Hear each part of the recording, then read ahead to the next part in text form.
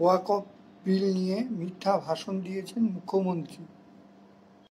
2/3 majority দরকার, clear লেখা আছে, এটা পরিষ্কার বলা আছে যে আপনার সিম্পল মেজরিটি হলেই পাস হয়ে যাবে, সিম্পল মেজরিটি হলেই।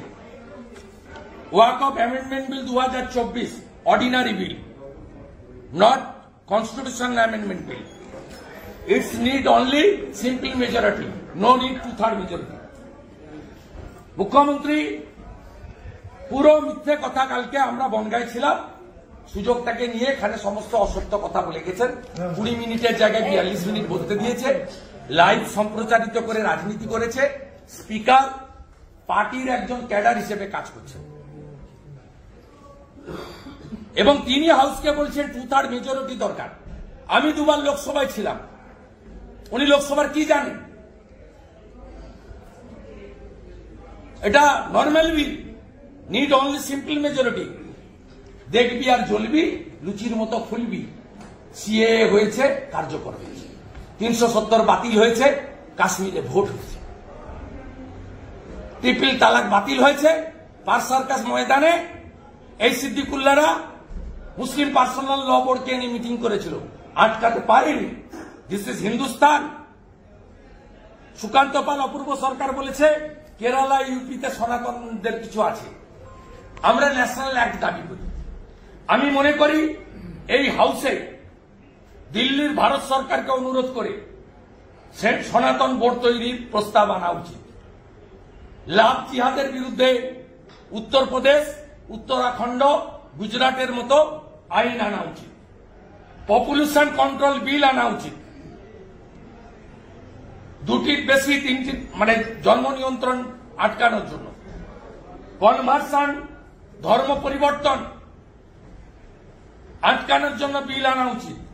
এবং অবশ্যই গোটা পৃথিবীতে নাগরিক পুঞ্জি আছে, আমাদের দেশেও পশ্চিমবঙ্গ থেকে আওয়াজ উঠবে, ডক্টর শ্যামাপ্রসাদ মুখার্জির মাটি থেকে, উই ওয়ান্ট এনআরসি।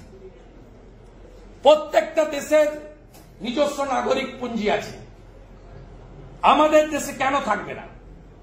তাহলে এখানে যে রোহিঙ্গাগুলো, যাদের ছবি আমি দুপুরের আগে আপনাদের দেখাচ্ছিলাম, সেই লোকগুলো থাকতে পারবে না? গুলশন কলোনিতে 3,500 ভোটার, 1,98,000 পপুলেশন থাকবে না? এটা হিন্দু মুসলমানের বিষয় নয়, এটা ভারতীয়দের নিজস্ব বিষয়। আমরা এগুলো বলেছি। এরা ওয়েস্টেজ অফ টাইম, এদের কথা কে শুনবে? মুখ্যমন্ত্রী যা বলেছে তার উত্তর আমরা সুন্দর করে দিয়ে দিয়েছি। 22 জন, ওয়াকফ বোর্ডে 11 জন আছেন, আর সিডব্লিউসিতে 22 জন। এখানে মাত্র 2 জন করে অমুসলিম প্রতিনিধির কথা বলা হয়েছে, মেজরিটি মুসলিম। মুখ্যমন্ত্রী বলেছেন স্টেক হোল্ডারদের ডাকে। মুখ্যমন্ত্রী সংখ্যালঘু কল্যাণের অতিরিক্ত সচিব জনাব এম এনাউর রহমান, সিও জনাব মোহাম্মদ আহসান আলী লখনৌতে 24/7/2023 আর দিল্লিতে 7/11/2023 মিটিং অ্যাটেন্ড করেছেন। 4টের মধ্যে 2টো meeting. No input, no comment in resolution, ministry কোনো বক্তব্য নেই। বাজার মাতানো আর মুসলমান ভোটকে, এমনিতে তো মোর দ্যান মেজরিটি মুসলিম ভোট পেয়েছেন। মালদা, উত্তর দিনাজপুর, মুর্শিদাবাদে অল্প কিছু এদিক ওদিক হয়েছে, সেইটাকে ফিরিয়ে এনে মুসলিম ভোটটাকে 100তে 100 করতে চান। এই মুখ্যমন্ত্রী সিএএ কে এনআরসি বলে আগুন লাগিয়েছিলেন বাংলায়। এই মুখ্যমন্ত্রী শ্যামবাজার থেকে সিটির মোড় হেলে, এই সিদ্দিকুল্লাহ মাদ্রাসার বাচ্চাদের নামিয়ে প্রথম বর্ধমানে বাসে আগুন লাগিয়েছিলেন।